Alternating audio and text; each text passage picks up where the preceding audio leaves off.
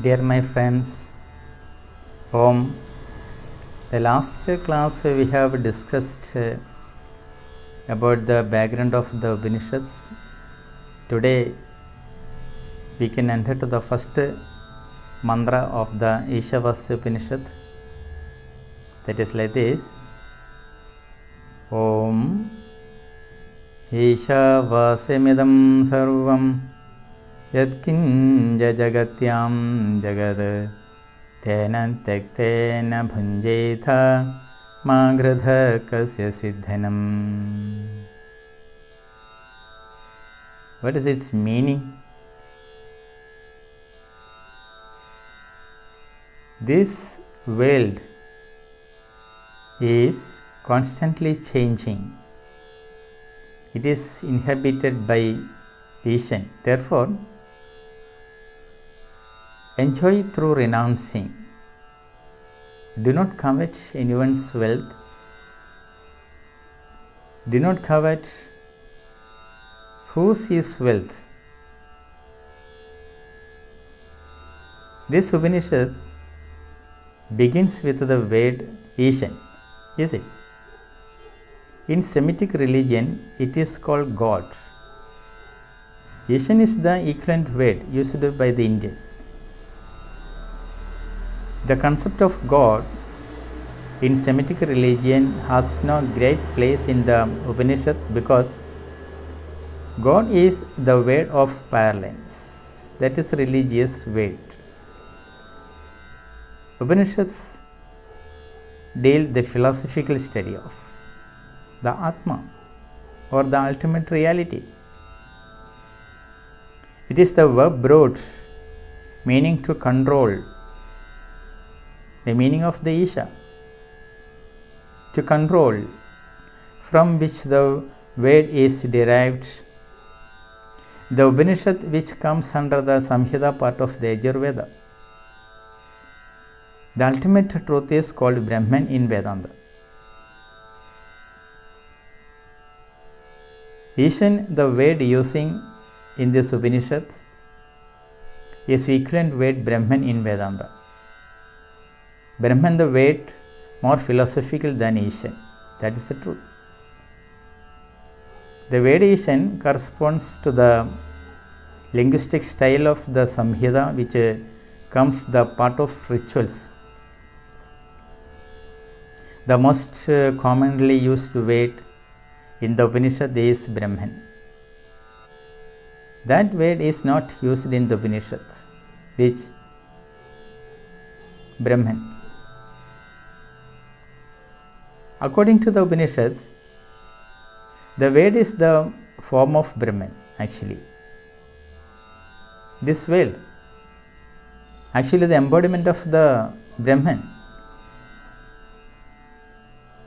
That means Brahman is revealed as this world. The world is both visible and invisible, is it? In Vedanta, the world includes the visible world and the invisible world. It is the invisible Brahman that gives the impression that they all exist. In fact, there is no reality to this universe. That you have to realize. We feel that this world exists both objectively and subjectively. It was full of all, and the truth that rules them is Brahman. That Brahman is dealt with here by the word Ishan actually. In short, this world is constantly changing. There is a truth in it that never fades. That existence is called Ishan here. At the same time, Ishan and the universe are inextricably linked together. That means it remains inseparably one. Ishan is the only eternal substance. All the cosmic forms of that substance are constantly changing. One does not and cannot remain without the other. That is, the eternal substance does not exist alone. Impermanent forms does not exist alone. The two are sitting together. In fact, there is no two, there is only one. That one is the truth. That is, the eternal truth is always manifesting itself in fleeting forms. Ishan is the essence, but the world is the manifestation of Isha. There is no world without Isha. Ishan does not exist except in form of the world. Thus, Advaita is in fact the union between Isha and world. This non-duality visualized by the Rishi here. Let this Advaita truth be neither Isha nor the world. The inseparable oneness of Isha and Jagat is the real non-duality, means Advaita, visualized by the Rishi of the Upanishad. The non-dual reality can neither be called Isha nor Jagat. What is Jagat? Jagat is the word used in the Upanishad. It denotes the world. The word Jagat derived from the verb root gam. It literally means that which always changes.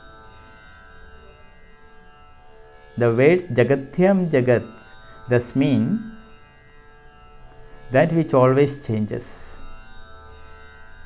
When we say the ordinary world, we mean the eternal, the visible and the physical, but Vedanta sages do not see the world in that sense. When they see this world, that which includes the external and the internal world. The inner world, which includes the ideas, fantasies and the emotions of the mind. In this mantra, the word Idam Sarvam has indicated. It means everything you see here. This pronoun used in all the Upanishads to signify the world here and now. When Isha is also given a place in life, our picture of life undergoes a total transformation, no doubt. Ishan is the essence that pervades in all vision. It is the same Isha who filled us all the enjoyable objects and the enjoyers being such apparent forms. All these belong to Isha. All the enjoyable objects, and we are also belong to Isha. We thus possess nothing. We are also possessed by Isha.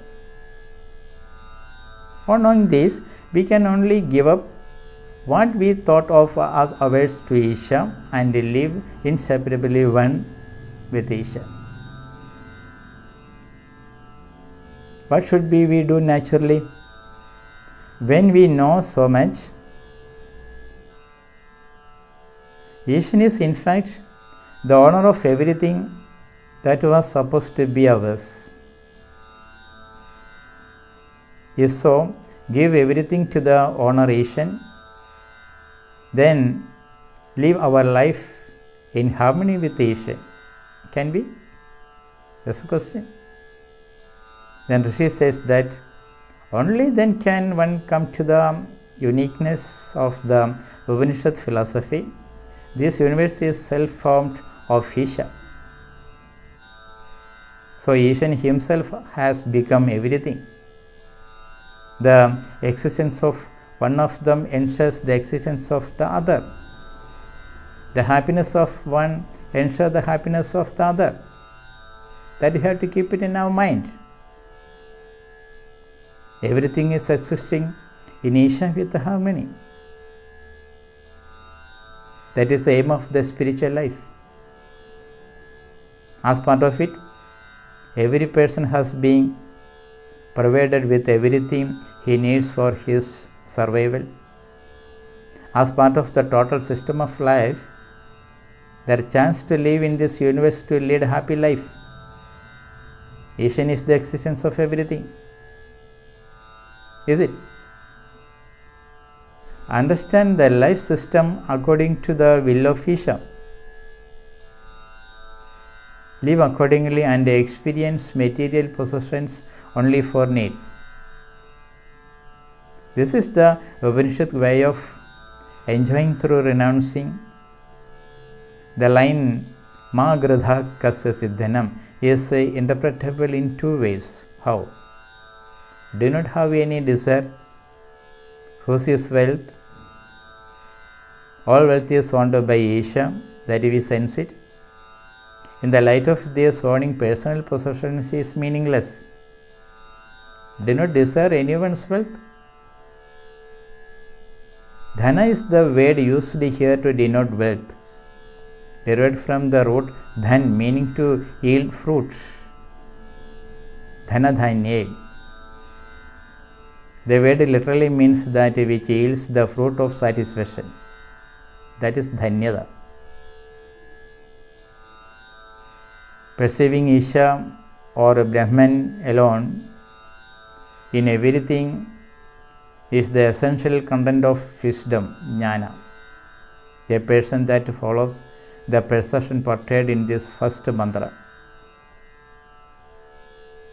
Oneness in all considered a jnana yogi.